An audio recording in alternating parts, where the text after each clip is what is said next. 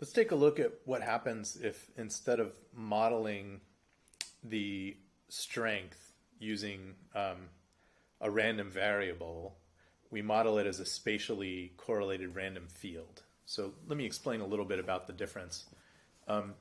When we previously assigned a mean and a standard deviation to the undrained strength, Slide assumed that this entire yellow region has the same undrained strength. It may just all be higher or lower based on that distribution function that we assign, but it's all going to be uniform. So when it did the method of slices, it's using the same strength everywhere for each analysis. And then in the next analysis, that strength would go up or down by some amount. That's not actually all that realistic, right? If we go out to the site and poke holes and drill and get samples and measure undrained strength at different points, some of the variability in the strength measurements come from spatial variability rather than uncertainty in the undrained strength at a point. So Slide provides us the ability to handle this. We can model undrained strength, for example, as being a spatially correlated random field. So what I'm going to do, I'm going to change things up a little bit from the material properties that we've had before and make it simpler. Just do an undrained analysis. We'll have a constant undrained strength of 20 kPa. And so this one is just a baseline deterministic analysis with no spatial variability. I had already previously run it, so it was up to date. But anyway, there we've run it. The Spencer's method gives a factor of safety of 1.564. Technically, this should probably go all the way down to the bottom, but anyway, we don't need to worry about it for now. That's a deterministic factor of safety, 1.564.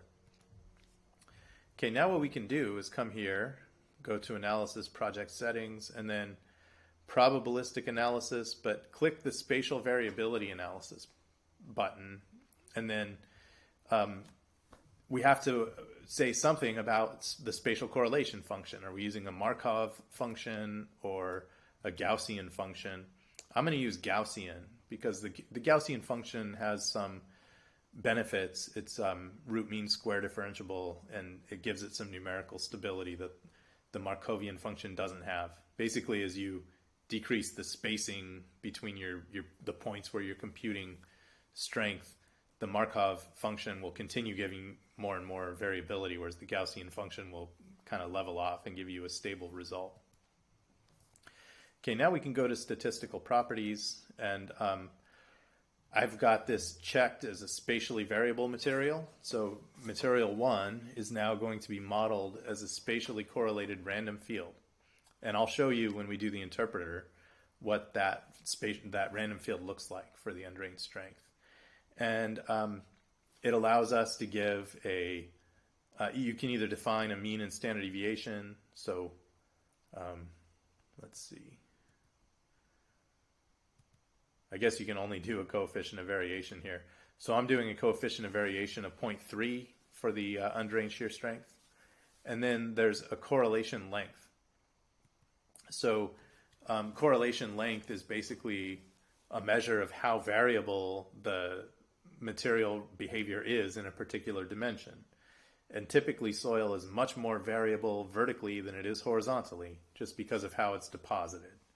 Alluvial soils are deposited in pretty thin layers, and so they actually are fairly uniform horizontally, and vertically they might vary quite a bit. So I'm going to put a bigger correlation length, 5 meters in the x direction and 1 meter in the y direction. And then you can have normal or log normal for the strength as well. I'm going to keep it normal. Okay, and then I'm going to come back here, and I'm not going to do 100,000 samples anymore because that would take a really long time. All right, so what this is going to do is it's going to repeat the grid search and everything, and it has to generate a random field of undrained strength, then try a bunch of circles. So I'm only going to do 100 of these realizations just to illustrate it. Let's run compute. Yep, go ahead and save it. And you can see it's already done 9, now 17, so 25. It'll run pretty fast through the 100, but if you did 100,000 of these, you'd be waiting for a really long time, like probably hours.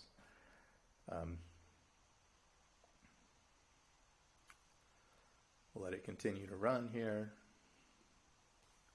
Okay, so it's done. Let's go view it. All right, so now I think this is our deterministic factor of safety 1.564.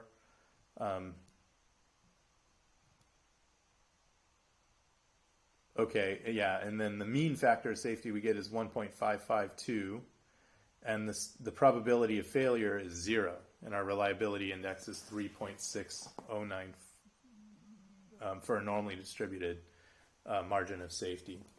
Okay, I'm not sure what that's all about.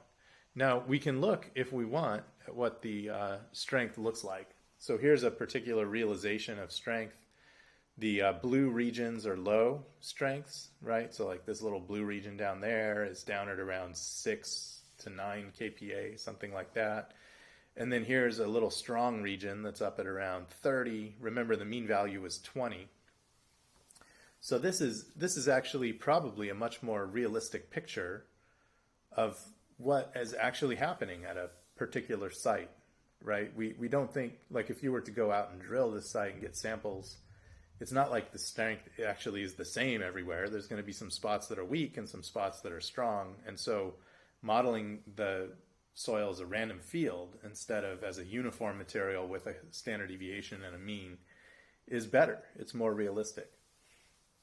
And notice that these little blobs tend to be a little longer horizontally than they are vertically, and that's because I put a longer correlation length in the horizontal direction. Okay, now this is sample number 1. You can click through, right? There's sample number 2. Notice that you get a much lower factor of safety, 1.23, and that's because there's a lot of weak soil oriented kind of along this failure surface. There's a little strong soil, but that's not on the failure plane, and then here's a region that's strong. So, the mean overall is probably 20, but the way that it's distributed lends itself to failure in this case. And there are probably other cases where you have a strong material right in the middle, and the factor of safety would be higher, like this one, right? Back to up to 1.511. So anyway, you end up with this critical circle that averages out the undrained strength over its arc. And so as a result of that averaging, you end up getting a higher factor of safety overall, or a lower probability of failure than if you were to do the modeling just using a statistical analysis where you treat the soil as uniform, but having a mean and standard deviation. So we can go back, let me see, to this one. So, and you can click through. Here's the different factors of safety.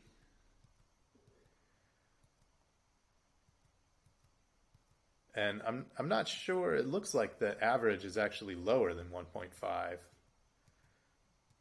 The program told me that the mean value was 1.56. Anyway, we can exit out of this and go back and look. So there's the deterministic factor of safety.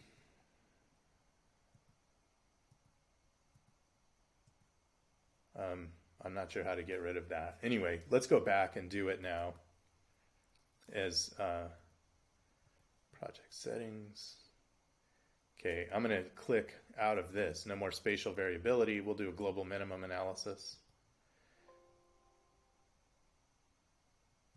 Okay, so it gave us that warning. We got to go and verify our materials. We'll keep it the same, right? Undrained shear strength. Coefficient of variation is 0.3. And let's do the calculation and see what we get here.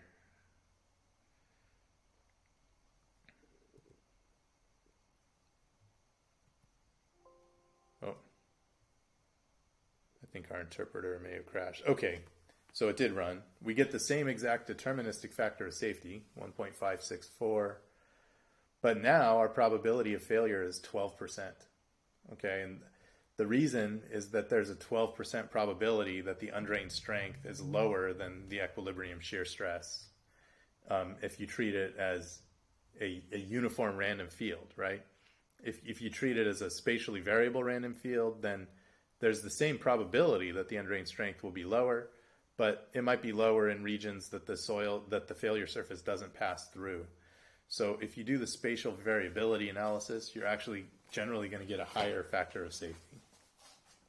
Now, there is just one thing that I'll mention. If you're doing a limit equilibrium analysis, you're restricted to that slip surface cutting through the soil. It could be if you had this complex pattern of weak soil that was not very circular in its geometry, that the critical failure surface might not be circular, right? It might go through all that weak soil and you might get a lower factor of safety. So you have to be a little bit careful doing this analysis too, because the averaging that you get might not be reasonable. The preferential failure path might go through weak soil. And so a lot of people do this kind of spatial variability analysis in combination with the strength reduction method. If you do a finite element analysis, the deformations are going to happen in a way that probably goes through the weak soil zones. So I like the combination of random field, spatially correlated random field, with the strength reduction method. But that takes a long time, right? That analysis is going to take a long time to run.